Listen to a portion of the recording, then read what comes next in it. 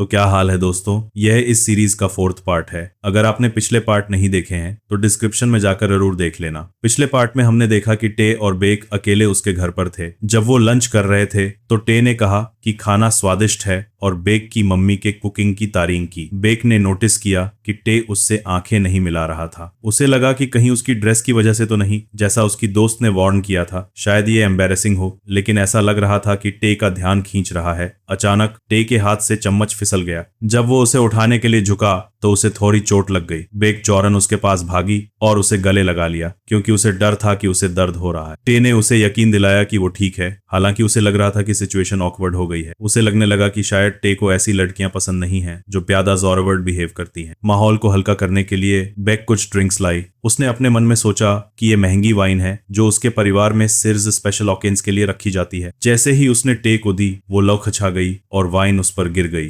Embarrassed होकर उसने मांगी। टे ने जौरन गंदगी साफ की और पूछा कि क्या उसे चोट तो नहीं लगी। उसने कहा कि उसे नहीं लगी, लेकिन उसने खुद से माना कि वो खुद को यूलेस महसूस कर रही। उसने धीरे से उसके सिर पर हाथ फेरा और कहा कि खुद को ब्लेम मत करो। उसके बाद टे ने पूछा कि क्या वो बाथरूम यूं कर सकता है ताकि वो खुद को साज कर सके। बेक हालांकि निराश थी। उसे लगा कि उसने अजीब कपड़े पहनकर और परेशानी खजी करके सब गड़बड़ कर दी है। उसे लग रहा था कि क्या उसकी पहले से कोई गर्लफ्रेंड है या उसके कॉलेज की बहुत सारी खूबसूरत लड़कियां उसमें इंटरेस्टेड हैं। उसने ये भी सोचा कि वो बीमार होने का नाटक करे ताकि उसे फेस न करना पड़े, लेकिन इसके बजाय उसने हिम्मत जुटाने के लिए और अल्कोहल पीने का फैसला किया। उसने सोचा कि पीने के बाद वो उससे सीधे पूछ लेगी कि क्या वो किसी को डेट कर रहा है। इस बीच जब टे शावर ले रहा था तो उसे लगा कि बेक अजीब तरीके से बिहेव कर रही है। उसे लग रहा था कि उसके जैसी शर्मीली लड़की इस तरह के कपड़े क्यों पहन रही है और उसे ड्रिंक्स क्यों ऑफर कर रही है। उसे शक था कि वो एग्जाम्स को लेकर स्ट्रेस्ड है और वो चाहता था कि वो उसकी हेल्प कर सके। अचानक बेक बाथरूम में घुस गई। टे चौंक गया और पूछा कि वो अंदर क्यों आई है। उसने उसे उनके बचपन की याद दिलाई, लेकिन उसने उससे कहा कि सिली मत बनो और चली जाओ। इसके बजाय उसने उसे गले लगाया और माना कि उसने ड्रिंक की है। उसने उससे कहा कि उन्हें एक साथ नहाना चाहिए जैसे वो बचपन में करते थे। पहले तो टे हिचकिचाया, लेकिन आखिर में वो मान गया। जब वो साथ थे तो बेक उसके करीब आई। टे ने उसे रोका और पूछा कि वो क्या कर रही है। उसी मोमेंट में उसने उसे डेट पर चलने के लिए कहा। टे ने ये कहकर मना कर दिया कि वो उसके लायक नहीं है और एक बार जब वो यूनिवर्सिटी में चली जाएगी तो उसे बहुत बेहतर लोग मिलेंगे। लेकिन बेक ने इंसिस्ट किया कि वो उसकी तरफ अट्रैक्टेड है। टे ने तब भी मना कर दिया और उसे छोटी बहन समझता रहा, लेकिन बेक जिद्दी बनी रही। उन्होंने कुछ मोमेंट्स उसके साथ बिताए और हालांकि उसने उसे अब नहीं रोका, लेकिन उसे गिल्ट महसूस हो रहा था। उसने बेक की मम्मी के बारे में सोचा जिन्होंने उस पर भरोसा किया था और उसे उस भरोसे को तोड़ने के लिए शर्म आ रही थी। आखिर में बेक बाथरूम में सो गई और टे ने उसे ध्यान से बेडरूम में लेटा दिया। वो सोचता रहा कि अब वो उसकी मम्मी का सामना कैसे करेगा। उसके लिए बेक अभी भी एक इनोसेंट बच्ची जैसी लगती थी। बाद में जब बेक उठी तो उसे सब कुछ याद आ गया जो उसने किया था। हालांकि वो एम्बेरेस्ड थी, लेकिन वो सीक्रेटली खुश भी। उसने नोटिस किया कि टे ने उसके लिए हैंगओवर ड्रिंक और एक छोटा सा नोट था जिससे वो मुस्कुरा दी। उसे लगा कि उसका प्लान काम कर गया और उसने सोचा कि वो अपनी दोस्त को इस आइडिया के लिए थैंक कहेगी। अगले दिन पहाव में टे और नाम स्टैचू के सामने खाए थे। विश मांगने से पहले टे ने उससे पास आने की परमिशन मांगी और वो मान गई। टे और नाम स्टैचू के सामने खजे थे। इस बार परमिशन मांगने के बजाय उसने बस करीब आने की कोशिश की। स्टैचू बिना हिले डुले खा रहा, कोई रिएक्शन नहीं दिखा रहा था। नाम ने पूछा कि कुछ क्यों नहीं हो रहा है और टे को भी लग रहा था कि पहले से कुछ अलग है। तभी उन्होंने पास में एक बूढ़ी औरत को खा देखा। उसने खुद को रिवील किया और कहा कि वो दोनों ही थे जो माउंटेन गॉड से प्रे कर रहे थे। दोनों सरप्राइज थे और सोच रहे थे कि स्टैचू इतना प्लेन है कि उसमें इतनी पावर हो सकती। बूढ़ी औरत ने समझाया कि स्टैचू सिर्फ विश ही नहीं ग्रांट करता है, ये मेल और फीमेल एनर्जी को भी बुलाता है, जिससे लोग अपोजिट जेंडर के लिए ज्यादा अट्रैक्टिव बन जाते हैं। उसने पूछा कि क्या वो कपल हैं, जिससे वो दोनों चौंक गए। नान ने इससे इनकार कर दिया और टे ने कहा कि उसे पहले से कोई पसंद है। बूढ़ी औरत ने कहना जारी रखा कि यहाँ बहुत सारे कपल्स प्रे करते हैं, लेकिन बाद में दूसरे लोगों के लिए जॉल करने के बाद ब्रेकअप कर लेते हैं। जब उसने पूछा कि वे कितने दिनों से प्रार्थना कर रहे हैं तो टे ने माना कि यह उनका 5वां दिन था। नाम ने उसे एक अजनबी को ऐसी बातें बताने के लिए डांटा। औरत ने चेतावनी दी कि प्रभाव जल्द ही शुरू हो जाएगा और पूछा कि क्या उन्होंने देखा है कि अधिक लोग उनकी ओर आकर्षित हो रहे हैं। नाम ने जवाब दिया कि उसके लिए कुछ भी नहीं बदला है, क्योंकि वह हमेशा लड़कों के साथ लोकप्रिय रही है। बूढ़ी औरत ने उसे चिढ़ाया। नायोम ने टे से कहा कि वह उसे अनदेखा करे और बाद में वापस आए। जाने से पहले बूढ़ी औरत बड़बड़ाई कि उसे अपने पति को खिलाने की जरूरत है और गायब हो गई। टे ने तब नाम को सुझाव दिया कि वे वापस नीचे जाएं और बाद में स्कूल में बात करें। वह सहमत हो गई, यह कहते हुए कि वह सब कुछ जान जाएगी जो वह छिपा रहा था। बाद में कक्षा में टे ने सोचा कि चीजें कितनी अजीब हो गई हैं। मिंजी, जो कभी मासूम और चंचल थी, अधिक आक्रामक हो गई थी। बेक, जो पहले शर्मीला था, अब सीधे उससे संपर्क करता है, यहाँ तक कि उसकी अपनी भावनाएं भी बदलने लगी। वह पहले से ज्यादा लड़कियों की ओर आकर्षित महसूस कर रहा था। उसने सोचा कि क्या यह मजबूत पुरुष ऊर्जा का प्रभाव था। तभी मी आई, उसे गले लगाया और उससे उसके कॉल का जवाब नहीं देने की शिकायत की। उसने पूछा कि क्या उसने उसे उस दिन थका दिया था और उसे अपने घर पर ड्रिंक के लिए आमंत्रित किया। इससे पहले कि टे जवाब दे पाता, नाम आई यह कहते हुए कि वह उसे ढूंढ रही थी और अपनी अधूरी बात जारी रखना चाहती थी। मी ने बीच में टोकते हुए पूछा कि उन्हें गोपनीयता की आवश्यकता क्यों है, और यह कहते हुए चिढ़ाया कि वह उनसे कितनी करीब हो गई है, इससे उसे ईर्ष्या हो रही है। माहौल तनावपूर्ण हो गया क्योंकि दोनों लड़कियां समान रूप से मांग कर रही थी। नाम ने अंततः पीछे हटते हुए कहा कि वह उससे किसी और समय बात करेगी। टे भी मजी से बहाना बनाकर निकल गया और नाम के पीछे चला गया। पीछे छूटी। एमजी भ्रमित थी और सोच रही थी कि क्या हो रहा है। कक्षा से दूर टे ने नाम से पूछा कि वह क्या बात करना चाहती है। उसने उस पर एमईआई के साथ फॉलोअप करने का आरोप लगाया। वह हैरान था और पूछा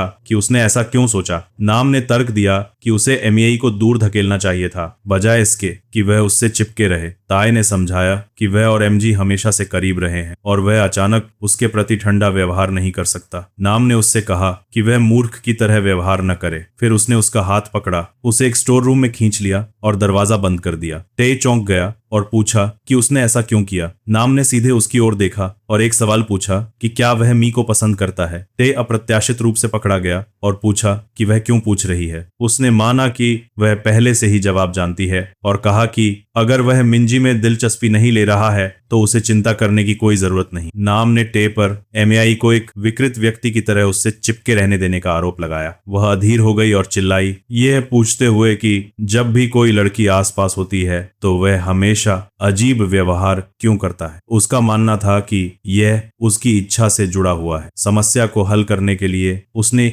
एक योजना का सुझाव दिया। अगर वे दिखावा करते हैं कि वे रिश्ते में हैं तो लोग उन्हें परेशान करना बंद कर देंगे। उसके दिमाग में यह नकली रिश्ता दोनों की इच्छाओं की रक्षा करेगा और चीजों को आसान बना देगा। टे हिचकिचाया, यह कहते हुए कि लोगों को निश्चित रूप से पता चल जाएगा और वे उनके बारे में और भी अधिक गपशप करेंगे। लेकिन नेओम ने उसे चुनौती दी, यह पूछते हुए कि क्या उसके पास कोई बेहतर विचार है। उसने उसे याद दिलाया कि उन्होंने मूर्ति पर सबसे पहली बार प्रार्थना करते समय वे बेताब थे। उसने पूछा कि क्या वह वास्तव में योजना से ठीक है, क्योंकि उसने एक बार कहा था कि वह उससे कोई लेना देना नहीं चाहती है। नाम ने माना कि यह तरीका हमेशा सावधान रहने से अभी भी बेहतर है। उसने उसे गलत नहीं समझने की चेतावनी दी, ये जोर देकर कहा कि यह केवल तब तक है जब तक कि उसकी इच्छा पूरी नहीं हो जाती। इसके तुरंत बाद स्कूल में यह खबर फैल गई कि टे और नाम डेटिंग कर रहे हैं। हर कोई चौंक गया, खासकर सन, जिसे इस पर विश्वास नहीं हो रहा था। मेजी ने भी इसे स्वीकार करने से इनकार कर दिया, यह सोचते हुए कि वे उसे मूर्ख नहीं बना सकते। उसने फैसला किया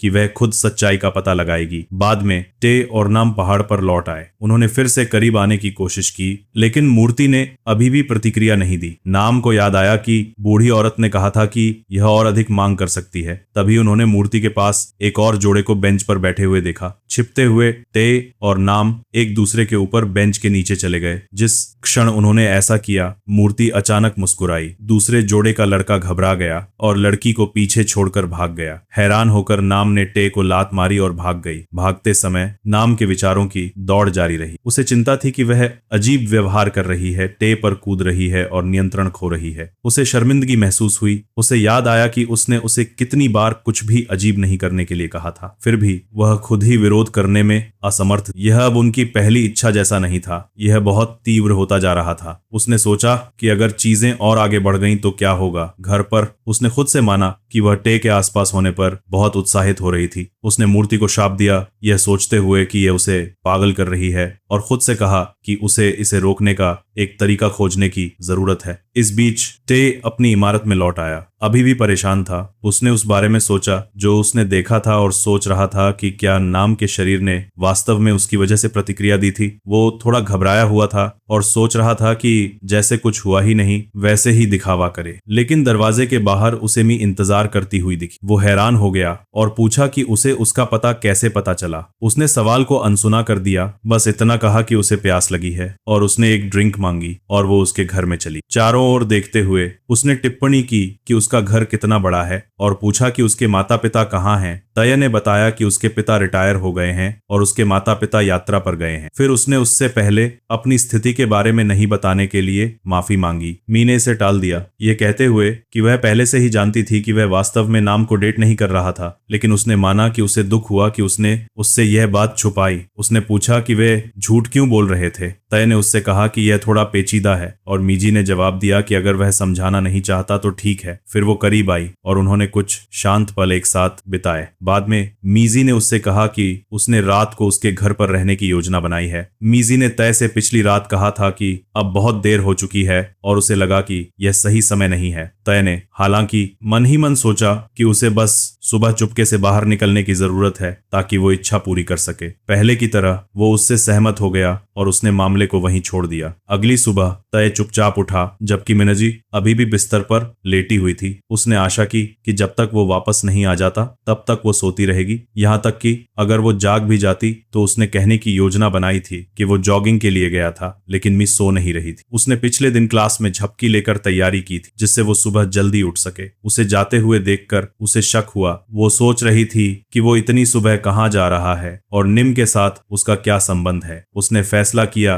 कि वो सच्चाई का पता लगाएगी। इस बीच पहाड़ पर नाओम चिंतित थी। उसने कल जो हुआ उसके बारे में सोचा और उसे लगा कि उन्हें वही काम फिर से करने की जरूरत है। उसने तय से पूछा कि क्या उनके पास कोई और विकल्प है, लेकिन उसने कहा कि कोई नहीं है। इसीलिए उन दोनों ने एक बार फिर से अपना अनुष्ठान शुरू कर दिया। दूर से मीजी ने चुपके से उनका पीछा किया और उन्हें एक साथ देखा। वो सोच रही थी कि वो इतनी सुबह जंगल में क्या कर रहे हैं और उसे शक था कि उनके बीच कुछ चल रहा है। उसे दुख हुआ। उसे याद आया कि जब उसने पूछा था तो तय ने सब कुछ कैसे नकार दिया था। जैसे ही उसने देखा एक मकड़ी ने उसे चौंका दिया और वो चीख पड़ी। तय और नायम ने तुरंत उसकी उपस्थिति पर ध्यान दिया। जल्द ही उन्होंने सब कुछ बता दिया। मिनजी सदमे में सुन रही थी क्योंकि नाम ने समझाया कि मूर्ति इच्छाएं पूरी करती है, लेकिन क्योंकि उन्होंने अपनी इच्छाएं एक ही समय में की थी इसलिए वो एक साथ बंध गए थे। मिनजी ने पहले तो विश्वास करने से इनकार कर दिया। उसने पूछा कि तय ने झूठ क्यों बोला और उसे इतना दुखी क्यों किया।